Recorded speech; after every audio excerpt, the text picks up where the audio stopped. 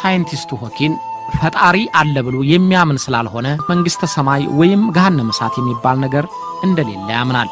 እነዚያ የሰው ልጅ ፍርሃት የፈጠራቸው ናቸው ይላል። በሆኪን እምነት የመሬት የረጅም ጊዜ ተስፋዋ ህዋ ነው። ወደ ጠፈር ካልተስፋፋ በስተቀር የወደፊት የሰው ዘረጣ አደጋ ውስጥ ነው ብዬ አስባለሁ። ያንን እንዳለ ለማየት ስለፈለኩ ነው። የመሬት ላይ ህይወት በጦርነት በኒውክሌር ፍንዳታ በቫይረስና በሌሎች አደገኛ ሁኔታዎች የታጠረ ነው ብዬ አምናለሁ። ወደ ጠፈር ካልሄዱ በስተቀር የሰው ዘር የወደፊት ተስፋ የለውም ብዬ አስባለሁ።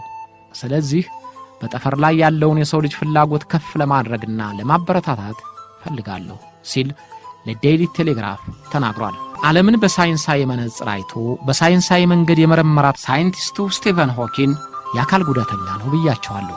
ያውም ከአእምሮ በስተቀር የምርምር ሥራውን የሚገታ የመጻፍና የንግግር አቅም አሳጥቶታል። ታዲያ እንዴት ሆኖ ከሌሎች ይግባባል? እንዴትስ ይጽፋዋል? እንዴትስ መፍትሄ ይፈልግለታል የተባለ እንደሆነ ለዚህ ደግሞ ሌሎች ተመራማሪ መሐንዲሶች መፍትሄ አበጅተውለታል።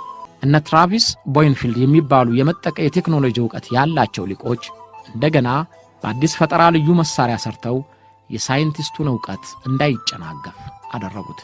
ቦይንፊልድ እንደሚለው ኮምፒውተሩን በ3 ክፍል ሰሩት።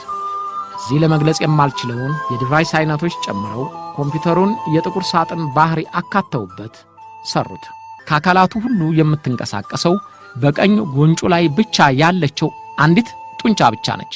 ስለዚህ አእምሮው የሚያስበውንና የሚፈጽመውን በጉንጩ ጡንቻ ሲተላለፍ በኢንፍራሬድ የተሞላ መሳሪያ በመነጽሩ ጠርዝ ላይ ተገጥሞ የአእምሮውን መልእክት እንዲቀበል አደረጉት።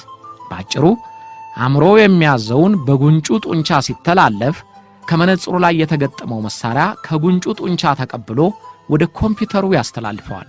ኮምፒውተሩ ወደ ጽሑፍ ሲለውጠው በሌላ መሳሪያ ጽሑፉ ወደ ድምፅ ይለወጣል።